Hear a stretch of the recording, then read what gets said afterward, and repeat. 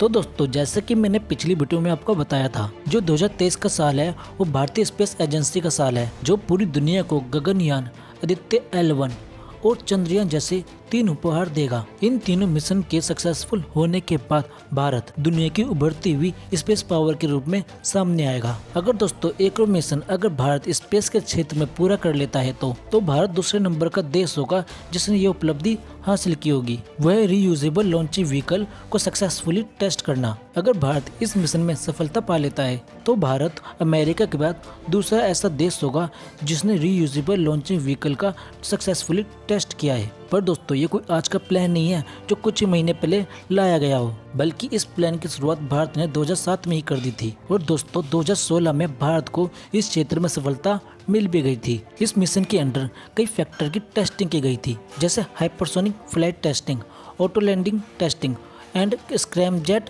Propulsion testing. अभी तक सिर्फ American space company SpaceX ने ही रीयूजेबल लॉन्चिंग व्हीकल की सक्सेसफुली टेस्टिंग की है। इस स्पेस कंपनी के जो ओनर है वो इलोन मस्क है, जिन्होंने फैल्कन 9 रॉकेट को रीलॉन्च करके कम्युनिकेशन सैटेलाइट को स्पेस में भेजा था। अब जो भारत रीयूजेबल लॉन्चिंग व्हीकल की टेस्टिंग करने वाला है इसमें सबसे पहले 3 से 5 किलोमीटर की हाइट पर हेलीकॉप्टरों के द्वारा ले जाया जाएगा, फिर वहां से स्टैटिक वेलोसिटी के साथ रनवे के लिए छोड़ा जाएगा। उस समय ये रॉकेट 4 से 5 किलोमीटर रनवे से हाइट पर होगा। यह रॉकेट लैंडिंग गियर का यूज करके रनवे पर सेफली लैंड होगा। अगर दोस्तों भारत ये कारनामा कर लेता है तो पूरी दुनिया में भारत की बादशाहत और बढ़ जाएगी। अगर भारत रीयूजेबल लॉन्चिंग व्हीकल के सारे टेस्टों को सक्सेसफुली पार कर लेता है तो भारत की जो लॉन्चिंग कॉस्ट है वो लगभग 25% रह जाएगी। दोस्तों अभी आप इस बात से भी अंदाजा लगा सकते हैं कि 1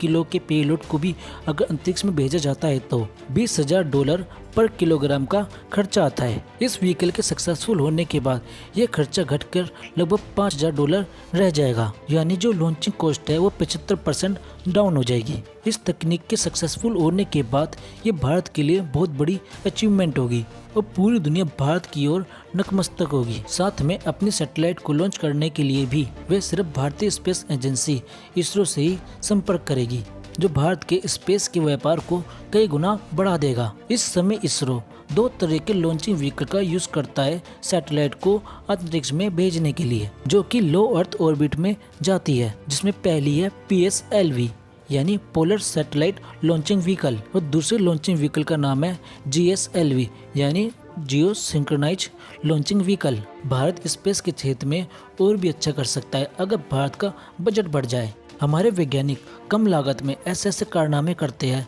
जो पूरी दुनिया सोचती रह जाती है, जिसका एक एग्जाम्पल है मंगलयान, जो भारत ने अमेरिका की तुलना में 10 गुना कम कीमत पर मंगलयान को मंगल ग्रह पर भेज दिया था। अगर दोस्तों इसरो और नासा के बजट की बात की जाए, जहाँ नासा का बजट 19.5 बिलियन डॉलर है, वहीं इसरो का बजट 1.5 बिलियन डॉलर है, जो कि अमेरिकन स्पेस एजेंसी नासा के बजट का 10% है। ऐसे में भारत के काबिल वैज्ञानिकों को कितना कम बजट मिलता है ये इस बात का प्रमाण है। लेकिन दोस्तों भारत न कभी रुकाए, न थकाए और न झुकाए, वह कम बजट में भी पूरी दुनिया में अपना लोहा मनवाता है। यही नहीं दोस्तों, भारत अब स्पेस के क्षेत्र में भी प्राइवेट प्लेयरों को प्रमोट कर रहा है। इसी के तहत भारत की स्पेस कंपनी स्काई रूट अपने द्वारा बनाए गए रॉकेट को इसरो की मदद से स्पेस में लॉन्च करेगी, जो कि भारत में स्पेस के लिए प्राइवेट प्लेयरों के भी रास्ते खोल देगा। इससे भारत के स्पेस टूरिज्म में भी एक अच्छा खासा बूस्ट देखने को